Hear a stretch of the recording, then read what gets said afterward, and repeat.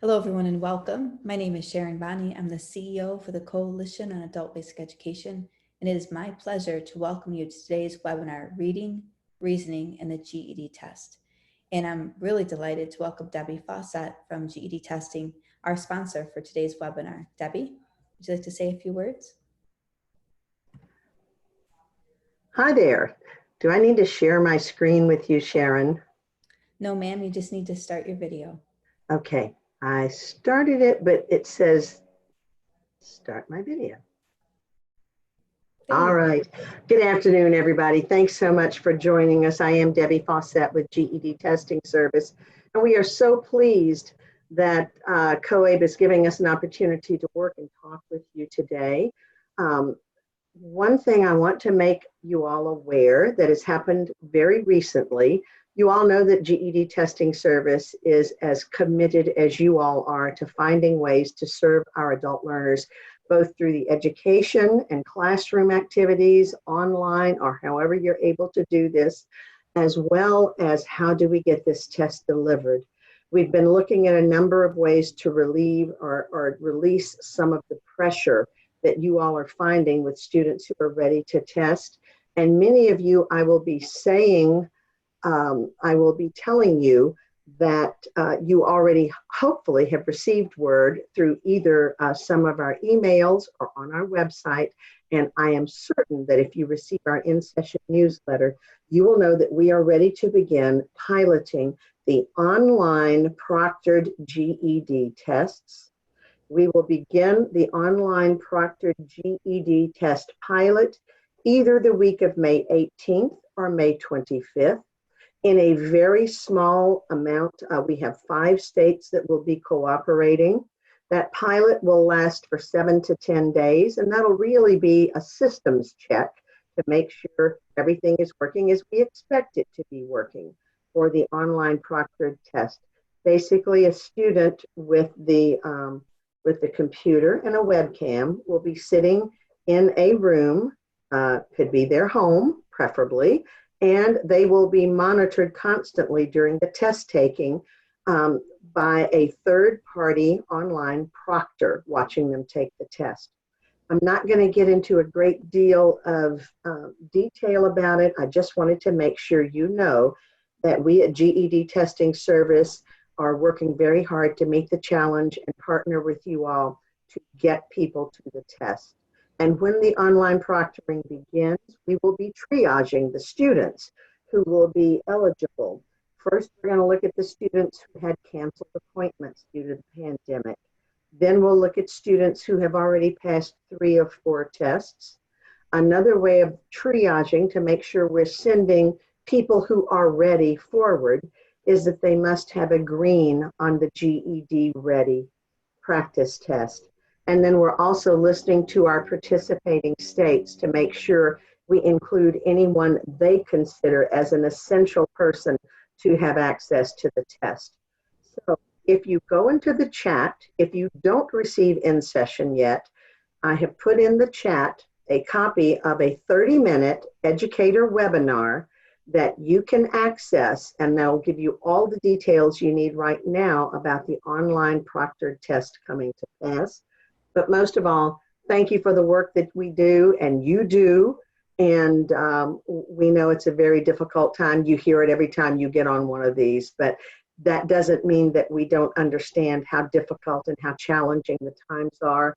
And I've said more than anything else, there's not a group of adults in this world I'd rather be working my way through these challenges than our adult educators, because we already know what the challenges are. So thank you very much for joining us. I'm going to turn it back over to Sharon, and we'll see you at the end. Thank you. Thank you so much, Debbie. And we're so grateful for GED Testing, both for the work they do for the field of adult education and also the sponsorship of COABE and of these sorts of webinars. So thank you, Debbie. We appreciate it. Okay, I just want to make you aware of just a couple of things. Our COABE journal is now available on Amazon Kindle.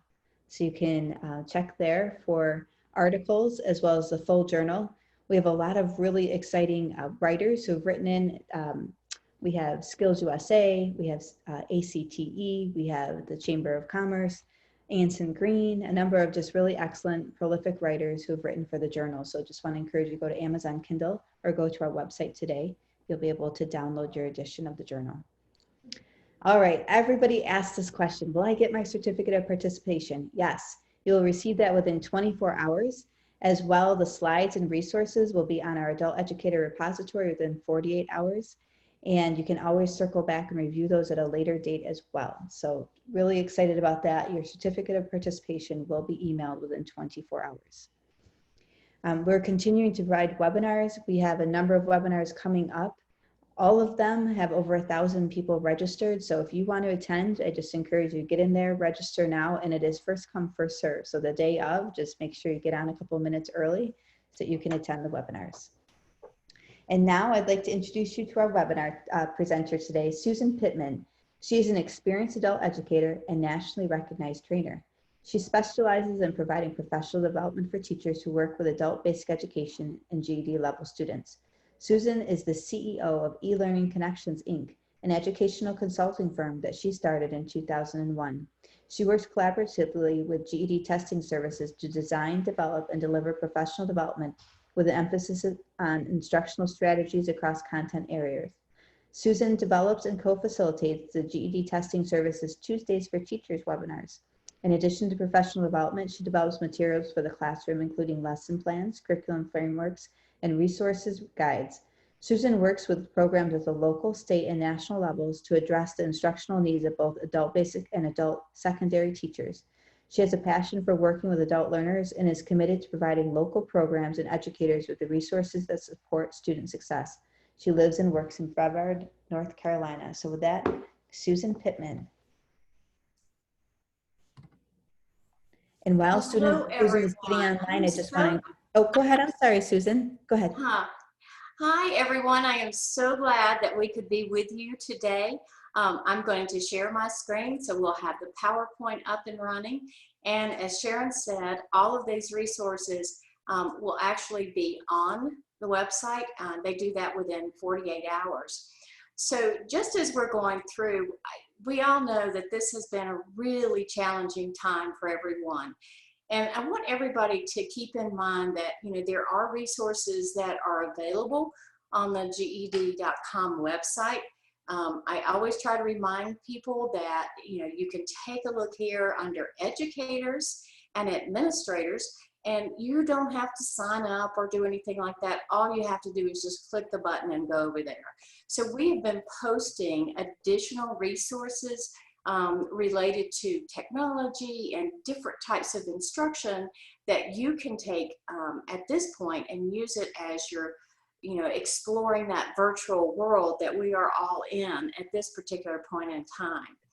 So our purpose today is to really take a look at reading, because we know that we have a lot of students who have difficulty with reading. We know that there are issues that range from reading rate all the way up to analysis and being able to make inferences. So we're going to look at some of those and provide some strategies that can help with this. And also, we're going to make sure that throughout this, we're looking at not just ideas and resources for the virtual side of things, but also in class, because we know as we're moving forward that there's really two views that many of us are looking at. One, oh, we want to be back safe in those little buildings and working with our students. We love that face-to-face that is going on. But we also know that for many of us out there, it's going to be more of a blended learning approach where, yes, there may be some that's been done in classrooms, but also we're going to be going into e-learning. We're going to be looking at a way that we successfully combine the two to make sure that we keep our students engaged and moving forward. So as you're taking a look at this, I want you to keep those things in mind. But I'm going to start out just from just a pure standard of looking at the issue of reading. There's some advice I'd like to give you, and this was learned over time from, you know, the research, but also I had an opportunity as I was starting out to work with students who were in learning disabilities class, and there were quite a few things that, you know, I was very thankful to have picked up from there. But one of the things to keep in mind is that if you were in the classroom itself and you have students right there with you, one thing we don't do enough of is just observation, looking at students, observing what they're doing when they're reading. And sometimes if we do that, we see that maybe there's a need for a little bit deeper assessment. And how can we go about that? We all have our assessment, whether it's CASA's TABE or whatever that assessment may be, but maybe it's not giving us everything that we need. We know that for many of our students out there, they really need to build their reading rate because they are very slow, very cautious and methodical readers because they just don't have a lot of confidence. We're going to talk about how we can help students build vocabulary, a little bit about those strategies students need to be using. The strategies that you have as an effective reader, you have these strategies. But for many of our students, that's just not the case. We're going to look at inference because we all know that inference is a big deal for many of the students who are out there. And then we'll talk about how we can provide opportunities for more reading practice.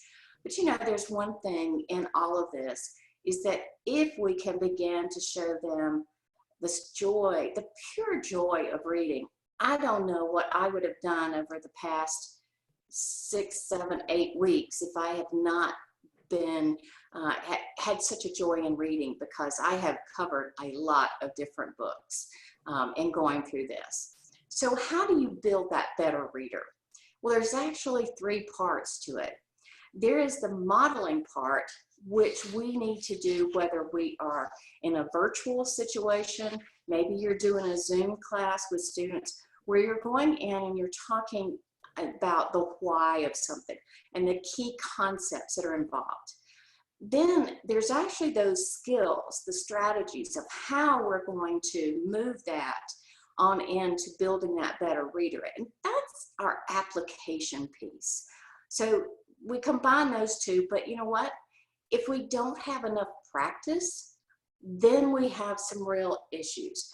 And working at a distance, it can be challenging to make sure students have that opportunity to practice, but there are some things that we can do, because ultimately, a better reader has not just skill, they have confidence that they can do things and they can approach text that maybe at one point in time they thought was just way ahead of where they would ever be. So when I mentioned spend time observing, a couple of things you need to think about. You know, for those of us who are truly effective readers, it's almost like reading is this magic thing. You know, we don't remember all the different steps it took as we worked through elementary school and we were learning all the phonics and the different components moving through. But I want you to think in terms of that reading is a lot like driving a car, except you got to build it. And that building is that system where we can identify words, whether we're doing the phonics end of it, the phonetics, or we're looking at sight words. You have to maintain it, meaning that you got to fuel it. You got to provide the opportunities for students to read, and you got to fix problems along the way, because that's the only thing that's going to make sure this runs smoothly. And then, of course, you have to drive it, which means that you've got to be motivated and mindful of what you're doing when you're reading, and especially when you're preparing for something like the GED test. So I want you to keep that in mind. But when I say that I want you to observe students, I want you to think in terms of that you're constantly checking students to see, are they rereading text? The one thing I always found in the classroom is that I had a lot of students who their focus wasn't so great, and I know mine can sometimes not be that way either, but they would constantly repeat what and read again and reread. And as a result, they really kind of got bogged down in things. The result of this is that they're reading a lot less text. They're using their fingers to point at words as they read. They subvocalize. You can see their lips moving. Any of those types of things really impacts ultimately comprehension as they're moving through, because what happens is then they can't answer just the most basic questions about what they've read. So we want to make sure that we're paying attention to that, because if we do, then we can, move in and provide some strategies. And one of the first things, when you see students truly struggling, and I know for our ABE students, our adult basic education students, our lower level students, you may need something a little deeper in the assessment realm than what you have for your normal test that you do for entry. Because we all have those. We have this initial assessment that we do, where maybe we interview students as they come in. You have that standardized test, TABE or CASAS, and maybe if you're fortunate, you have an opportunity for students to do an oral reading. Maybe that's not part of what your intake process is. Maybe you're going to see that a little bit later. But there are two things that I want you to keep in mind. There are two pathways. One is really about if that student is scoring higher above an 8th grade level, a grade equivalent, and they have an appropriate speed, they're at 125 words a minute, yeah, just move them right on into instruction. But if they fall below those, you may want to think about having some additional assessments. And this comes from research that has been around for a long time, but it still holds true today, that these students, we need to understand a little more, so we place them in materials where they will have success. So let's take a look at two of those things. Excuse me. The first one, you have very, very low level students. Those of you who are working with literacy level students, you may want to do some type of word analysis because you're trying to look at the phonics skills that a student has. Because if there's some of those missing, then we need to work and remediate that. But you also may need to look at something, it's called the word reading test. And that is looking at whether or not a student can actually go down a list of words and can recognize that word, pronounce that word correctly. This is not about going out and having, do I know all the meanings? But it's really much more about, can I take that phonics and move it over, and I understand these words, I recognize them, and I can say them. What we tend to find with many students is that maybe on an oral reading test, or a written test where they're doing just silent reading like you do with TABE or you do with CASAS, maybe what they're doing is that they're skipping words. They don't recognize certain things. So there may be a chance that that student might score at a certain level there in TABE, but actually their word reading skills are a little bit lower than that. And the last thing you want to do is really frustrate a student by putting them into materials that are really just too challenging for them. Now, great resource for these. Appalachian State University here in North Carolina, they have done a wonderful job. This is in their ABE program, their Adult Basic Skills program. They put together evidence-based reading instruction resources. It's a PDF. You can download it, and this is an active URL. So when you download the PDF for this, you're actually going to be able to access the materials from there. And this includes all of those tests so that you can get a real good reading profile of your student. That will help you tremendously as they're working through and you're trying to improve students' reading. That's one of the most important keys that we can do within that. So just a couple thoughts on assessment. If you have those students who are, well, first of all, I should say all those assessments are free.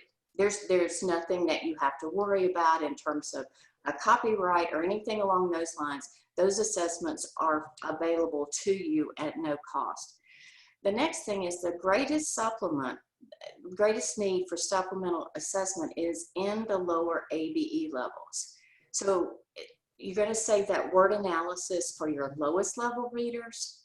And that would be those that are reading less than, say, a third grade equivalent.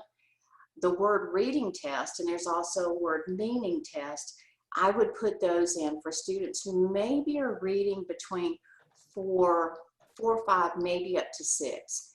This is certainly not something I would do for everyone, but the ones who are truly struggling, those are the ones that you want to see. Let me dig a little bit deeper and find out where the problems are. Now, you say to me, well, but that's all fine and good, Susan, if I'm sitting in the classroom and the student can just read these words to me. But these are things that you could easily do via a Zoom session. Just have a one-on-one with a student to have them go through and do the materials, because these are just PDF files. So easy enough for you to be able to send that file to the student, the one test you want them to take or 2 tests, and then you sit down with them to actually do that active session. And you may have other things that you use rather than Zoom, but this is a situation where you want it to be a one-on-one situation. So I mentioned, reading rate. Reading rate is an essential piece when it comes to working with improving comprehension.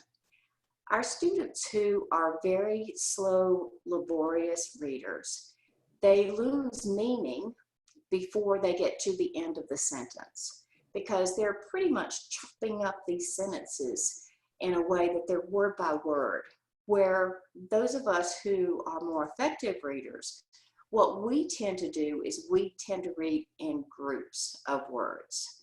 So when we break things apart, we go through and we actually will say, some regard reading as a skill, which relies heavily on our visual perception. We're breaking that sentence into chunks. Our students are more along the lines of some regard reading as a skill.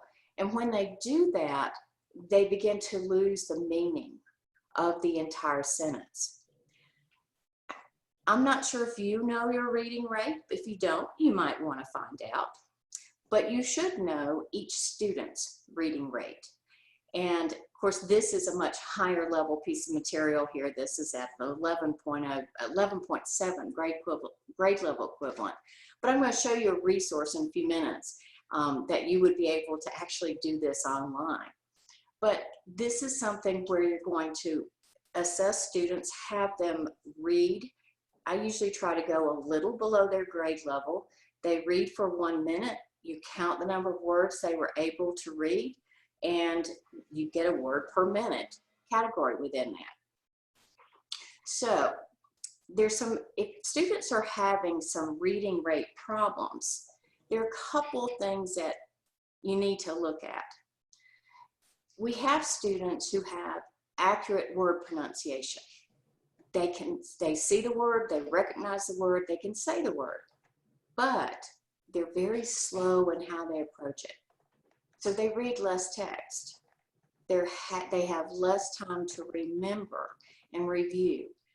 And the other thing that I think concerns me even more is that they expend so much cognitive energy working on individual words that as a result of that, they're just worn out.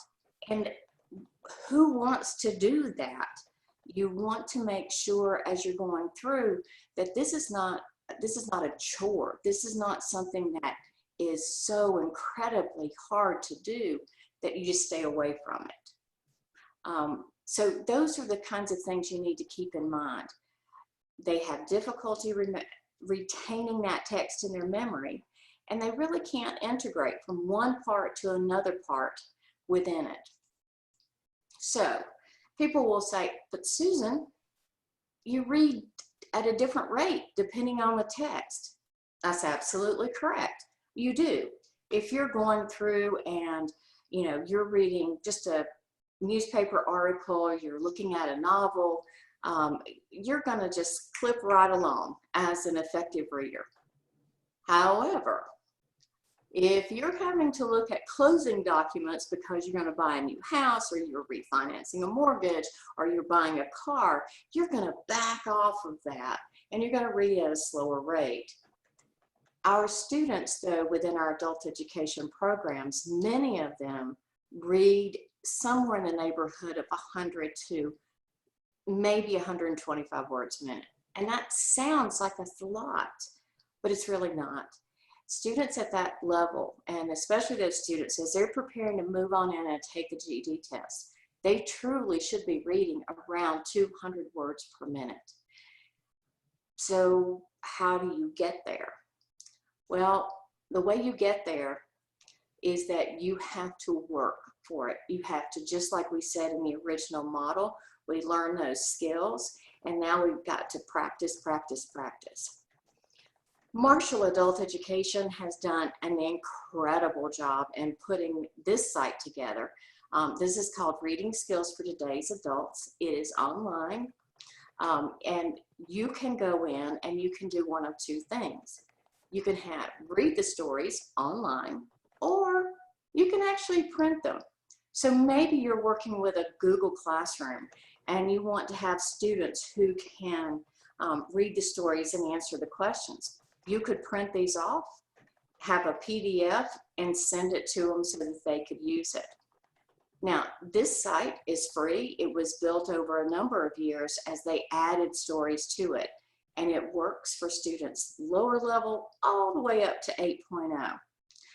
And students can access the stories on their phones. So there's an audio portion if you do it off of a computer, where they can listen to the story as well as follow along. That you need either a laptop, but or your computer desktops that you may have within your programs. But if they're still working at a distance, this is something that they can actually do just using their phone. Now, we talked about we're going to do two views if we're in the school building versus blended learning. And this has been a favorite of mine since I started in adult education. Thankfully, they've updated this over time, but this allows students to have the practice that they need in order to slowly build those skills. So what does this actually look like? Here's an example. This is an example of a text that is written at level 5.0. You'll notice that when they do these, they have the title, they have a few questions. They may even give a definition for a word that might not be really familiar for students. They may know what caffeine is because they may consume it quite a bit, but they may not recognize the word when they see it. They have the reading that is set up, and you can see it has the words are actually numbered here. And then after they read, they answer questions, and there's even a writing prompt. This would be very easy to include in a Google Classroom, or if you're doing Edmodo, or whatever you're setting up, or just to send to students for them to work on. They have so many different stories that they can actually access. And these were all developed by teachers, and they did a fantastic job with this. One thing you want to remember, you don't get better without ongoing practice.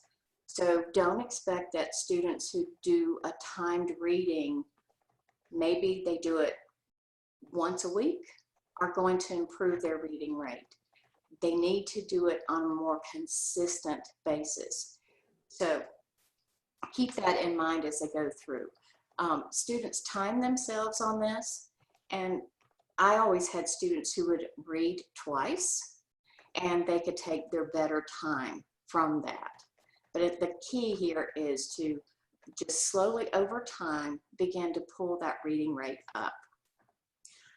Okay, well, one way that you can actually get students to improve their reading is to help build their vocabulary.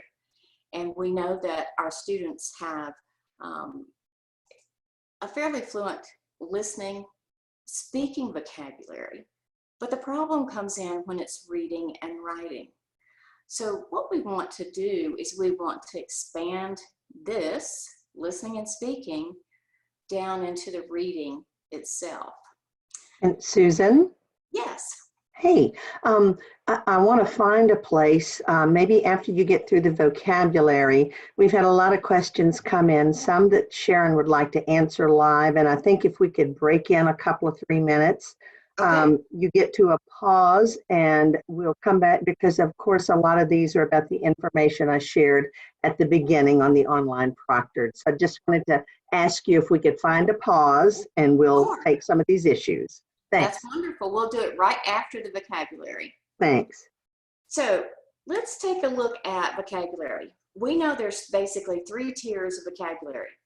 There's domain specific. That's if you're teaching geometry, you've got geometry words. If you have, you're teaching world history, you've got history words. And science, you've got certain words that you expect to see.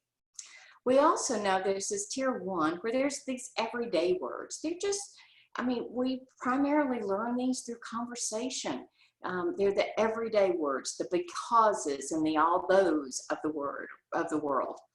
But right here in the middle is this thing called tier 2, high utility academic vocabulary. These are the words that you find across different content text, across curriculum. They're the words like significant and advantage. They don't necessarily fall specifically into a domain. They're actually in that academic vocabulary. So this is a big one that we want to take a look at. But there are 2 vocabulary lists that you may want to pay attention to. If you are working with your mid-level ABE students and even some of your lower levels, you may want to use the Oxford 3000. It's a word list. It includes words that occur most frequently in English. It does range across different types of tests, and most of them are also very familiar to most users of English. Here's the great thing. If you go to Google, on Google Play, or to the Apple app, you can download these 2 apps for free. So your students can access these, and they have activities that go along with them. So it's a wonderful way for not just our English language learners to be able to access English vocabulary, but for our ABE students to build out that vocabulary as well. So these are 2 great resources. One other one, and this one is called the Academic Word List. And those of you who know me and have been in workshops with me before, you know that I'm a firm believer in this. The Academic Word List comes out of New Zealand, and they have a tremendous list of words that our students really need.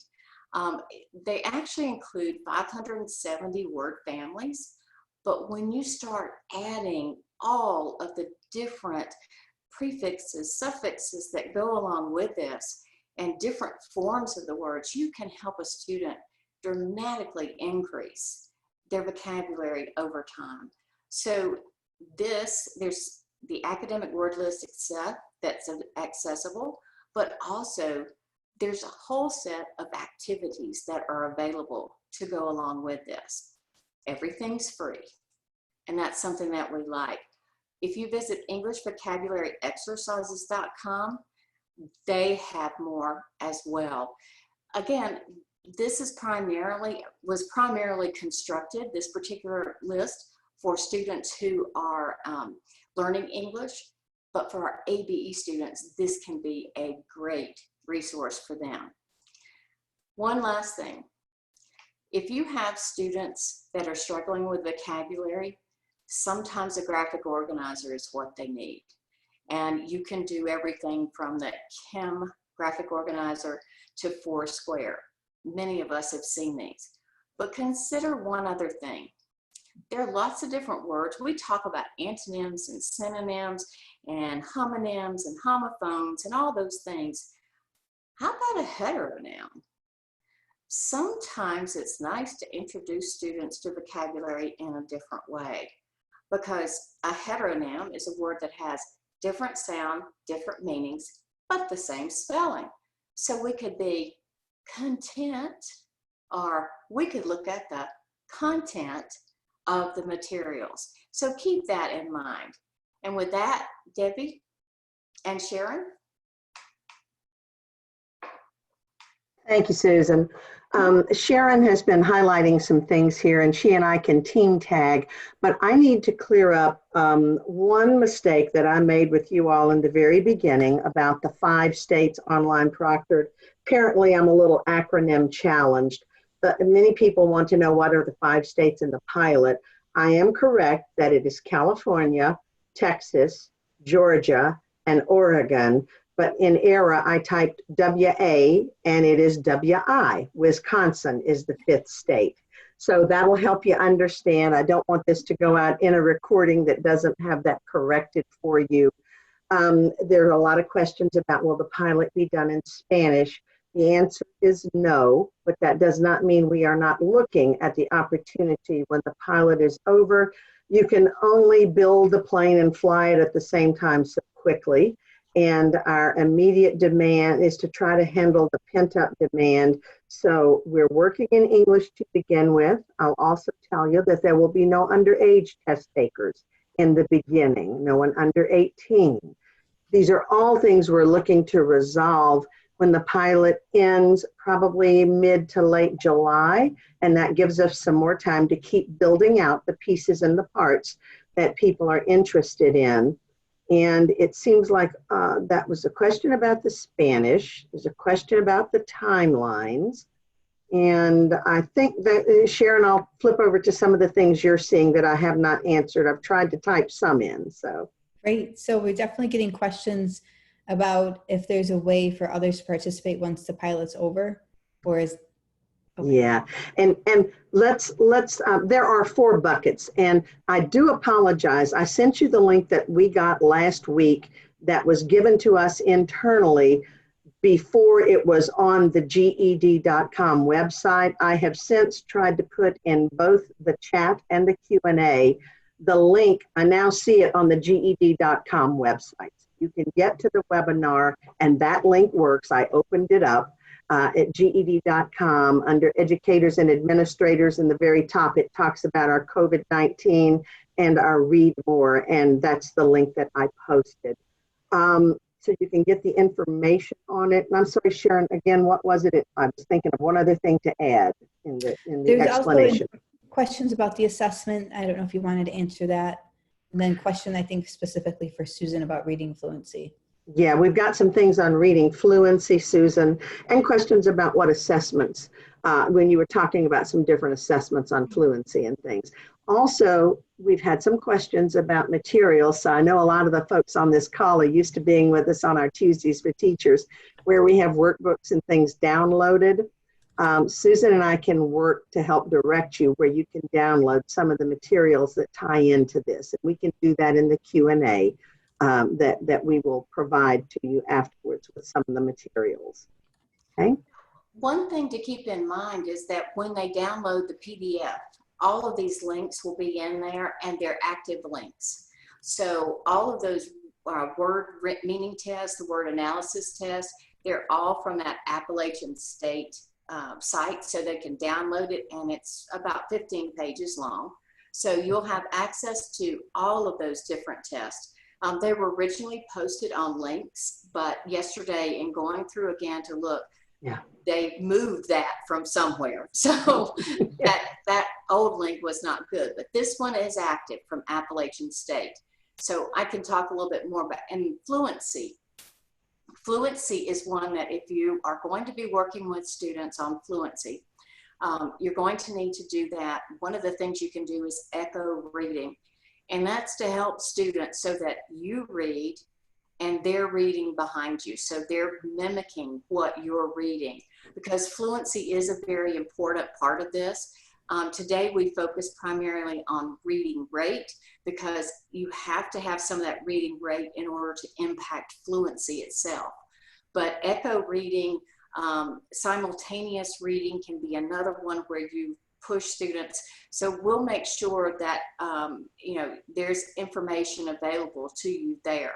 But keep those things in mind. All of the assessments that you were interested in, they're all in that one packet. And I did want to respond. I remember now what the question was. These Fridays, I must be getting slow on Fridays, I guess. The question was, how can more states get into the pilot? The pilot is in 4 phases. Understand that the first phase of the pilot with those 5 states is only going to be the first 7 to 10 days. Then we're going to open it up to participating states. And you know, states are participating at different levels based on the kind of rules they have in place. But the majority of the states, beyond the first 7 to 10 days, if they're a participating state, anybody in that state who, and we have the records based on our robust database, we know who's taken the test, we know who's in GED ready green. Anybody in participating states after the first 10 or 10 days or so, they're going to get an email. We will send the email from GED to the eligible students. So if you want to know if, how we know they're eligible, it's our database can tell us what tests they've taken. We know if they've taken a GED ready and if they scored green, and they're going to be invited to take the online proctor test. So don't worry, the first phase is only 7 to 10 days. Then participating states that don't have specific kind of special things that would require a queue, and there are only 4 or 5 states that will be the last group to come into the pilot. And it's because they have identified some special needs where they want everybody put into a queue so they can check their residency. But that's just about 4 or 5 of our GED states. The majority of you are going to have your students who are triaged according to the criteria to be eligible for online proctoring, within, after the first 10, 12 days of the pilot. So probably by mid-June, okay? If not before, if I'm adding up the dates right, maybe early June. So if that helps, and again, it is defined for you in that webinar. It'll help you get those dates a little more concretely in your head. Okay, Susan, don't want to take up any more of your time. Okay, thank you.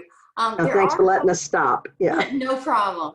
There are a couple of questions that people ask, and one of those is, what is the name of the Apple app and the Google Play app?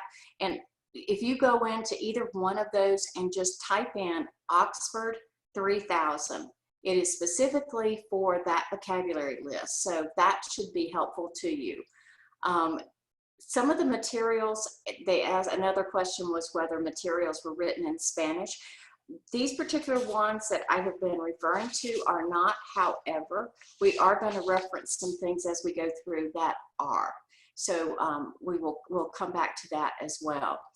A couple of other things very quickly.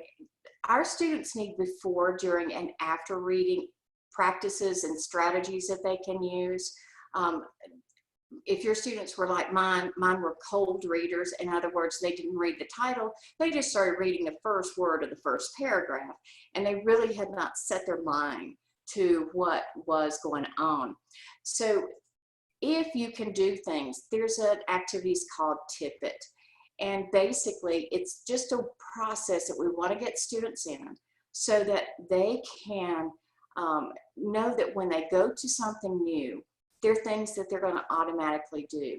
They're going to look at the title. They're going to look at photographs. They're going to look at the captions that are there. They're going to look at a graph or anything else and really scan that first paragraph, so that what they're doing is they're activating their background knowledge. So they're bringing something to the table, and that helps students when they are working on reading. Another thing, our students, if you are reading, they're called signal words. If you are writing, they're called transition words. There are 2 different lists out there that you may want to take advantage of, either from EAP Foundation or from StudyLib. But our students need to recognize these because they're telling the reader something. They're telling the reader, oh, you need to do this, or, you know, you're going to be changing directions because we've got that however word that's in there, or that we've got as a result, and that's telling us something as a result of that.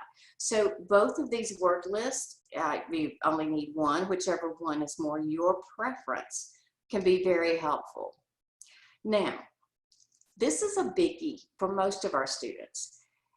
They are very good at inferring things when they are talking and listening to people. They read the body language. They know whether somebody is getting them or they're not being very nice. But when it comes to inference in reading, it is a whole nother thing entirely. Because when we infer, we're actually creating new knowledge from something that's existing. But, you know, we tell students, well, you're going to be reading between the lines, and they're like, some of our students are so incredibly literal. It's like, what do you mean? Well, you're taking evidence and stuff that you know to make sense from that. Here's the issue. If we take a look, many times we start teaching inference here with short paragraphs, or in some cases, even with passages. That's too much for our students. They need to build to that. So if I show you this next photo, you're going to make an inference very quickly. Huh, somebody startled that baby. But it doesn't have a caption, doesn't have anything. It's that you recognize that expression. Maybe you have a child, or you have a friend who has a child. You can infer what's going on here. Now, I can show you this cartoon. And if you look at this and take in all the different pieces, you notice that there's a cat sitting over there who has peg legs. Oh my gosh. And you're wondering, how did that happen? Well, I can infer that that cat got a little curious about the piranha. So I took my background knowledge to infer what this cartoon is all about. This is where you start with students with inference. And you help them begin to understand that there's lots of inferences that you can make. Sometimes you have to infer what time of day it was when as you're reading something. It's giving you this description about how stormy and dark it was. And you infer that, oh, well, there's dark clouds, or maybe it's even night. You can infer about a location, or maybe about a character themselves. You can begin to make inferences. There's also, and you can certainly do this now with your virtual learning, there are some incredible videos out there on YouTube for making inferences. This particular first one provides a really nice solid background, all in the span of 3.5 minutes. So you can go through and work with it. If you are like I am, and I'm not so much that I care so much about the Super Bowl, but I love Super Bowl commercials that are there. You have 2 other videos that are absolutely excellent for helping students see how they can make inferences. And all of these, when you go into the slides, you'll be able to just click on them and it'll take you to that. Or you can do, this is just 3 things. There are many, many more videos on YouTube that talk about making inferences and understanding inferences. So keep that in mind. But you take them from, here we have a photograph, we've moved over to a cartoon, we looked at some commercials. Now I can also begin to take them to things like this. So just by reading the information in the graph, what can I infer? See, we still haven't gotten to a paragraph. We haven't gotten to a sentence even. All of this has been very visual in helping students move through. Once we've done that, now I can take them into inferring based on a sentence. And if I look at that third one, your friend walks past you without smiling. Her head is hanging down. She wipes a tear from her eye and looks at her phone. I can infer, based on what I just saw and what I know, that, oh, she's received something upsetting from her phone. And so I can go from that and work with students just using those simple sentences. Now I'm ready to move to a paragraph or a passage of some kind. You can't, it's just like so many things within math, and when we take a real progression, we have a real process we move through. This is what you have to do at inference. If you're going, you need to build that student's skill so that they understand what it really means, and they understand that it's not just a guess. This is a great graphic organizer where the student has a question, the text says something, I know something, and I can draw this conclusion. Those are things that you may want to use, but just keep in mind that you're always going to try to move them carefully through the process and not just throw them in at the deep end when it comes to working with longer passages. And always a reminder, it's not a wild guess, which so many of our students actually will look at it from that direction. The next thing is really to provide opportunities for practice. And so what I'd like to do is show you just a couple of things. If you go out on the web, you could check, after we're off today, you can go to freereadingtest.com, you can check your reading speed. And you'll notice that it has different types of stories that you can read. And this is free. So you have Famous People. It's a longer story. It's at level 8. And then there's multiple stories. So you start and you read, and then when you say you're done reading, it will tell you how many words per minute. And no, I can't read 2,052 words per minute, but this is just a great one for you to use. Now, I would recommend that you do this yourself first to see how it works, and then you could actually refer students to that. Another great location for building vocabulary. This is just vocabulary.com, and students can do a number of different quizzes as they work through this. So free, that's one of the greatest things. You can actually paste up to 100 pages of text into a box, and you can create your own learning activities. So, but I really like the way that this is, they call it the world's smartest dictionary, but it does have adaptive learning games. Debbie and I always talk about Newsela or Newsela. I want to refer you to 2 other pieces. One of those is Awesome Stories, and it's just awesomestories.com, which has a wonderful mix of different types. And this is just 3 of the categories that they include. And another place that you will want to go is to readworks.org.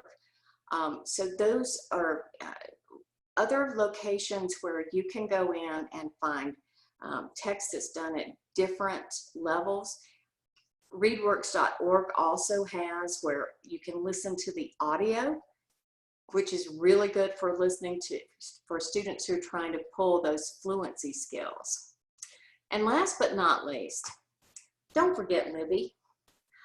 This is a great time to get your students to understand how wonderful a public library really is, that you can, with a library card and an app on your phone called, for Libby, you have access to a number of different resources out there, because we want to make sure that our students have that opportunity to practice. That's going to be the thing that makes a difference. And you can't push more in as far as showing students the joy and the value of reading without Dr. Seuss. Because for many of our students, they live in a very isolated area. But as Dr. Seuss said, the more you read, the more things you know. The more that you learn, the more places you'll go.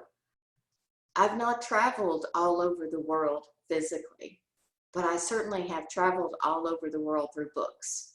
And so I would love for us to be able to promote that to our students who are out there. And again, I'll come back, mention one more time about our GED website and the resources that are included in there.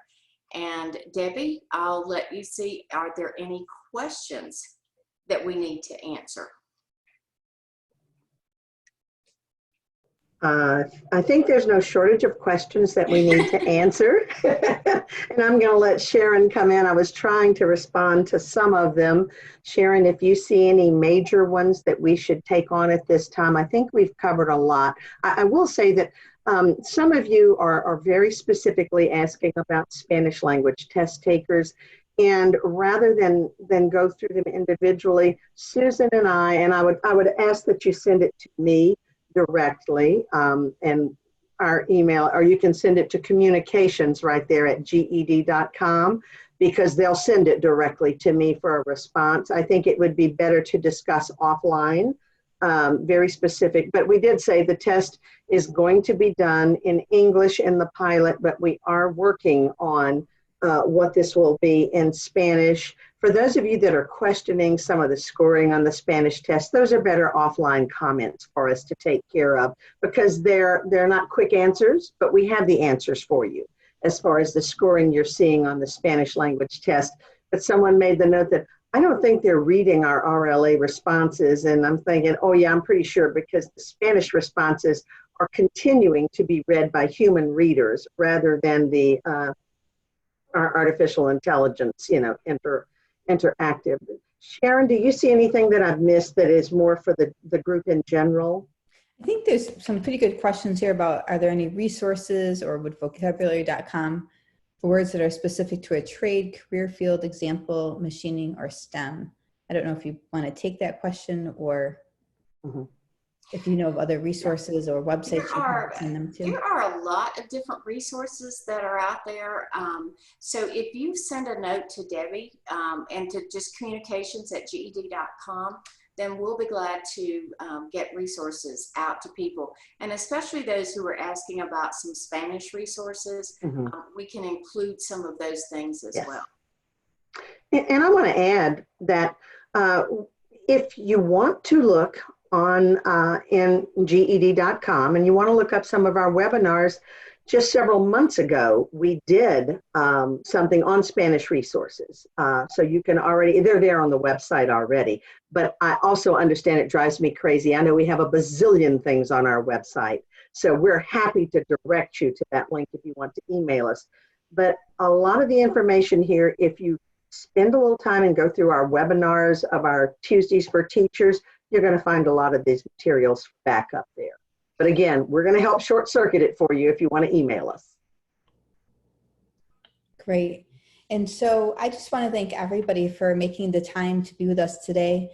I'd also really like to thank Susan and Debbie for the presentation. We're already getting requests to do this for the math for the GED, so obviously there's a lot of interest.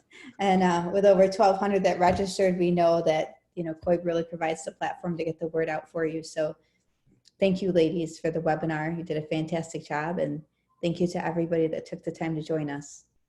Thank you so much. Great way to spend a Friday. Thank you, everybody. We'll hope to see you on the next webinar, which is next week. Bye now. Bye-bye. Bye.